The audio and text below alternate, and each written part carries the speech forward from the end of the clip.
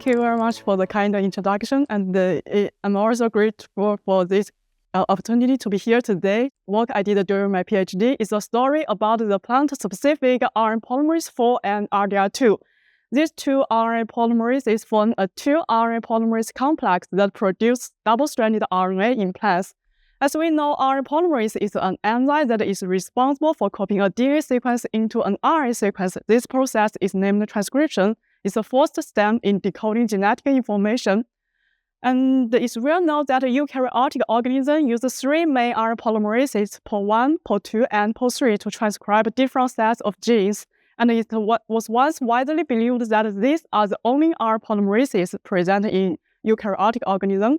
However, in the year 2000, with the completion of the sequencing of the Arabidopsis genome, scientists discovered two additional plant-specific RNA polymerases. They were named Pol IV and Pol V. And it has been proposed they are evolved from Pol II. Since 2000, the 3D structures of the three main RNA polymerases has been determined. This leads a better understanding of how RNA polymerases work. At the same time, researchers on Pol IV and V helped us gain a clear understanding of their function. And now we know they are mainly participate in RdDM pathway in plants. RdDM means RNA-directed DNA methylation is the major small RNA-mediated epigenetic pathway in plants. And Pol IV and V are key members of RdDM pathway and are responsible for establishing and partially maintaining genomic DNA methylation in plants. And as we can see, the RdDM pathway begins with the transcription of Pol IV. Firstly, Pol IV transcribes a single-stranded RNA. Then this single-stranded RNA is copied into double-stranded RNA by RDR2.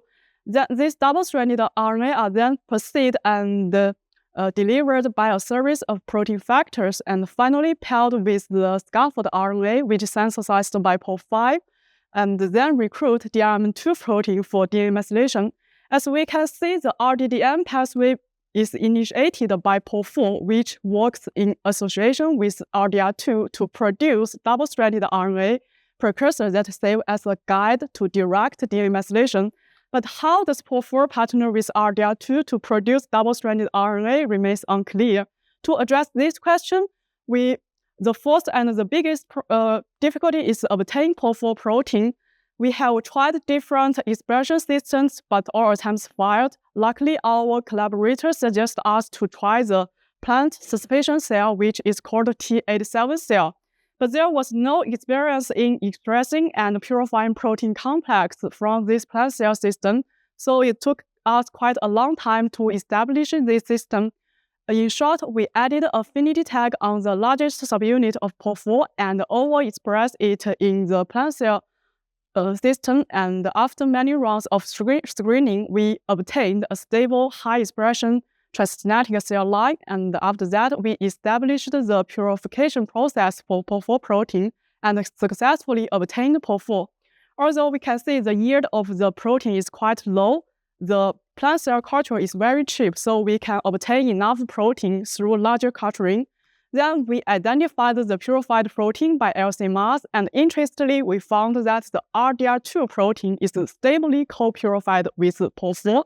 Then we determined the Pol IV-RDR2 structure by cryo-EM. We can see these are two larger subunits of Pol IV, the main cleft of Pol IV for DNA binding, small subunits of Pol IV, RNA X channel of Pol IV for RNA release. Then we rotate the structure. We can see here the purple section is RDR2. And if we hide RDR2, we can see here is the secondary channel of Pol IV for NTP entry. And RDR2 binds at the exit of the secondary channel of Pol IV. Now we have the structure. Let's take a look at the structure features of Pol IV. Firstly, the results of structure superpositions shows that the overall structure of Pol IV is most similar to Pol II, which supports the hypothesis that Pol IV was evolved from Pol II. Although Pol IV resembles Pol II in the overall shape, but differs in the conformations of kin motifs in the active central cleft, these kin motifs in the active center of RNA polymerase are essential for efficient transcription elongation. But compared with Pol II, we found these kin motifs of Pol IV either become disordered or adapt a distinct conformation, which implies that Pol IV has a lower transcription elongation efficiency. And more importantly, we found the proliferating factor TF2S is not able to bind with Pol IV. We can see on the right, the cartoon colored in blue is TF2S, and compared with Pol II, we found that Pol IV lacks the conserved anchor helix to recruit TF2S, and the entry route of TF2S to the active site of RNA polymerase is blocked by a subunit of Pol IV. TF2S can't bind with Pol IV, but the function of TF2S is quite important. As we can see, normally during transcription elongation, Pol II moves forward along the DNA template with NTPs entering through the secondary channel for RNA extension. But during transcription elongation, RNA polymerase may encounter misincorporation, nucleosome barriers, and other situations which will result in RNA polymerase move backward, which is called backtracking. And then the RNA will backtrack into the secondary channel. And at this state, TF2S facilitates the cleavage of the backtracked RNA. So TF2S can't bind with Pol IV, implies that it's difficult for Pol IV to reserve RNA backtracking. From the structure, we can see Pol IV is a low-efficient RNA polymerase and it's hard for Pol IV to reserve RNA backtracking. But the most significance between Pol IV and Pol II is that Pol IV can form a stable complex with another RNA-dependent RNA polymerase, RDR2. But what's the meaning of the tight binding between these two RNA polymerases? Now we can go back to the question that we want to answer. As we mentioned before, the single-stranded RNA transcript synthesized by Pol IV is copied into double-stranded RNA by RDR2. And now we know they can form a stable complex. So is the process of the synthesis of double-stranded RNA by RDR2 related to their binding and how it happens? To answer this question, we carefully analyzed the Pol IV-RDR2 structure, and we found that the secondary channel of Pol IV and the RNA entry channel of RDR2 forms an interpolymerase I channel, which connects the active site of Pol IV and the active site of RDR2. Normally, Pol IV RNA will be released in this direction, but due to a convenient interpolymerase channel, we thought that Pol IV RNA may be directly delivered to RDR2 for double-stranded RNA synthesis. But to allow the delivery of Pol IV RNA in a reverse direction, Pol IV has to backtrack.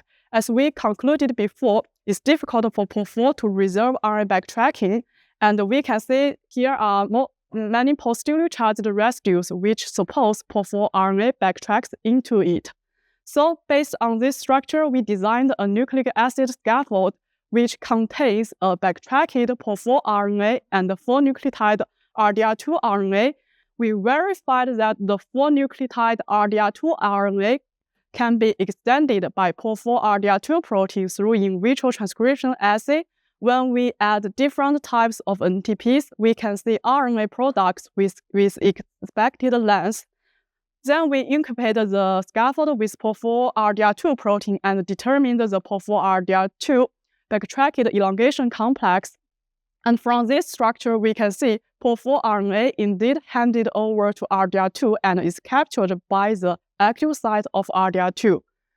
And in summary, we determined the cryo-EM structures of Pol IV-RDR2 and Pol IV-RDR2 backtracked elongation complexes. Combined with previous research, we proposed a backtracking-triggered RNA channeling model in which the two RNA polymerase Pol IV-RDR2 complex produces double-stranded RNA through an interpolymerase RNA channel in which Pol IV backtracks and delivers the single-stranded RNA into RDR2 for double-stranded RNA synthesis.